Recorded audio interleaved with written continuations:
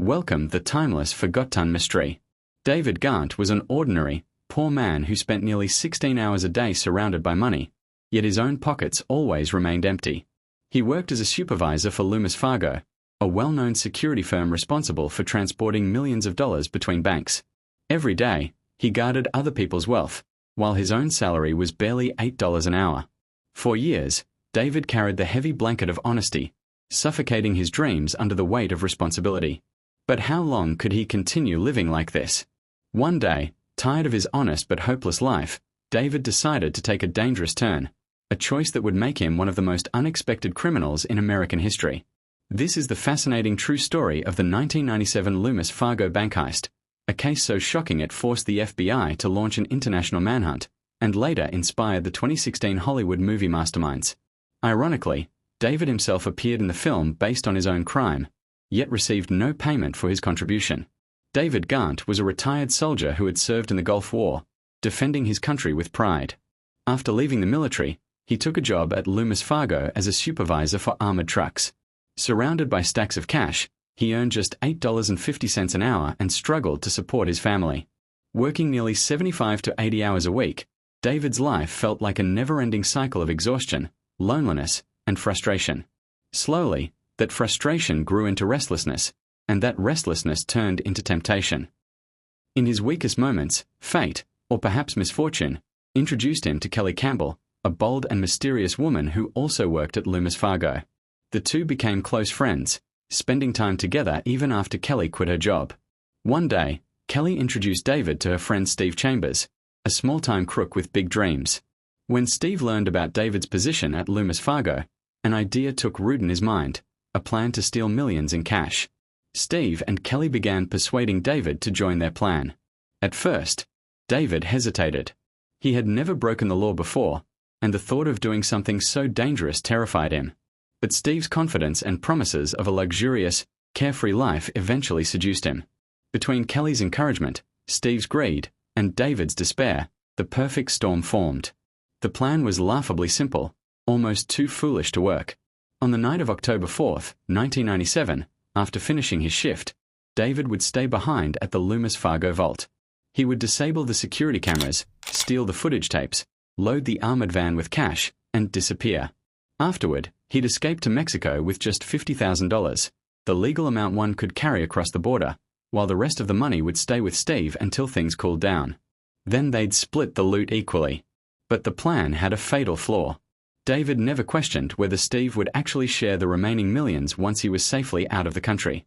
Blinded by greed, he ignored his doubts and followed through. That night, David sent his trainee home early and began the operation. He turned off 2 cameras, took their tapes, but failed to notice a third camera hidden in a corner. That single oversight would later expose everything. Unaware he was being filmed, David spent hours hauling bags of cash into the armored van, nearly $17.3 million in total, mostly in $20 bills. It was one of the largest cash heists in U.S. history. At one point, he was so overjoyed he began dancing, completely forgetting the third camera still recording him. The next morning, when employees found the vault locked and David missing, the company immediately called the police. Once the surveillance footage was reviewed, there was no doubt David was the prime suspect. His dance on camera turned into a symbol of both triumph and stupidity. Investigators also noticed David using his pager during the robbery, suggesting he was in contact with someone. The FBI quickly launched a massive search. 2 days later, they found the abandoned Loomis Fargo van in the woods, with over $3 million still inside, too heavy to carry and left behind in haste. Inside the van were also the missing security tapes. Meanwhile, David had already crossed into Mexico, staying at a luxurious beach resort with his $50,000. Back in the US, the FBI offered a $500,000 reward for information on the robbery. They urged citizens to report anyone who suddenly came into large sums of cash. It wasn't long before a tip came in from a neighbor who noticed that Steve Chambers, David's supposed partner, had suddenly become very rich. The FBI began surveillance and soon discovered that Steve and his wife, Michelle, had bought a huge house, a new BMW, and were living lavishly.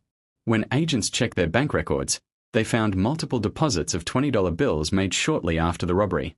Their suspicion turned into certainty when a bank teller revealed that Michelle had asked how much cash could be deposited without notifying the authorities. The FBI tapped Steve's phone, and soon, one conversation changed everything. Agents overheard Steve and another man, Mike McKinney, discussing plans to have David killed in Mexico. Consumed by greed, Steve wanted all the money for himself. Mike was arrested soon after and confessed everything, revealing David's exact location. He also disclosed that after the robbery, the gang had transferred the stolen money from the Loomis Fargo van to another vehicle parked at Steve's workplace, a printing company. Incredibly, they had abandoned the van just a few miles from the Loomis Fargo warehouse, leaving millions behind in their rush. With solid evidence in hand, the FBI waited 5 months before making their move. On March 1, 1998, David Ghantt was arrested in Mexico. The next day, Steve, Michelle, and Kelly were arrested in North Carolina. The FBI managed to recover nearly 88% of the stolen money. Steve received an 11-year prison sentence, while David was sentenced to 7 years and ordered to repay the missing $3 million, even though he never actually spent it. Years later, Hollywood turned his wild story into the film Masterminds, 2016. David worked as a consultant for the movie but wasn't paid a dime, because any income he earned would legally go toward repaying his debt. Today, David Ghantt lives in Jacksonville, Florida, working as a construction laborer.